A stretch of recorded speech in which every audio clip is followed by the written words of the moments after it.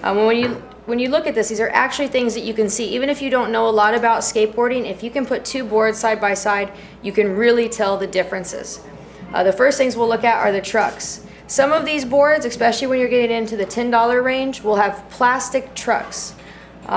These obviously on a better board, they're going to be metal.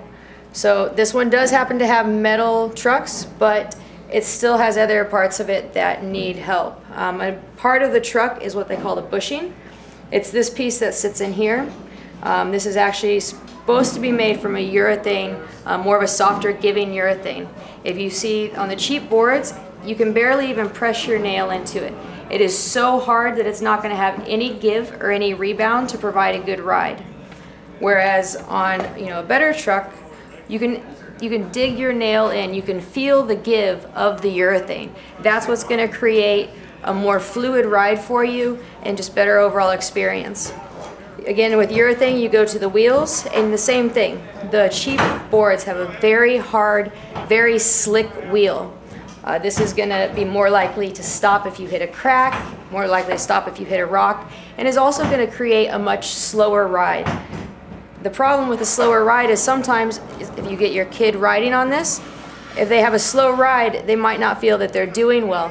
They feel like they're not good at skateboarding, and it will give them an overall bad experience and potentially turn them away from the sport itself. The next piece we're going to look at are the bearings. The bearings go inside the wheels, right in here, this metal piece, and it's what allows the wheel to spin. As you can see on this board, we're not even getting a full rotation before the wheel is stopping. And again, this goes to the overall ride.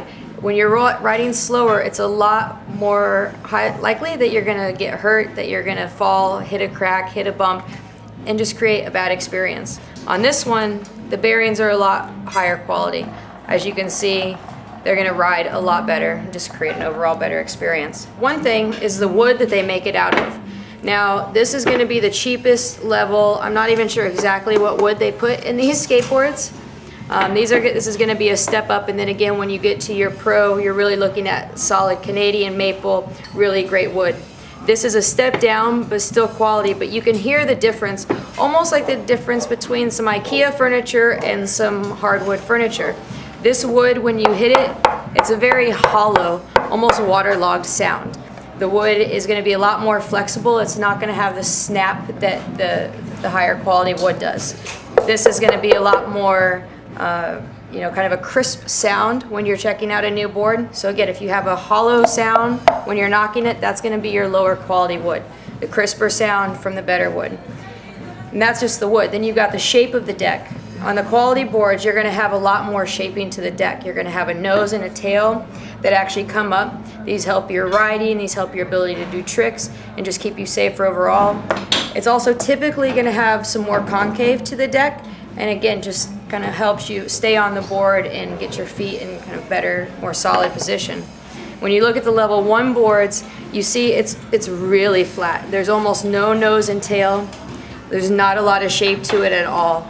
And then the grip tape on it as well, that's going to be the stuff on the top.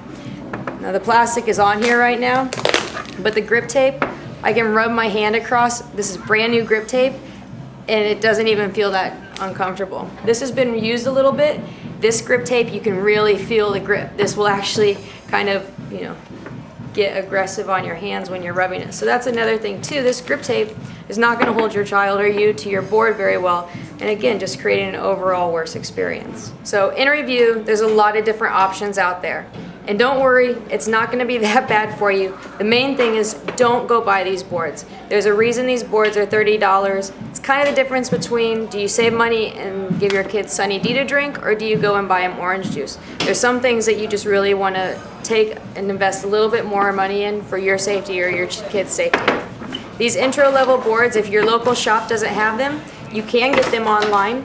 But we do recommend that you go to your local shop wherever possible, because they're really going to help you get what works for you.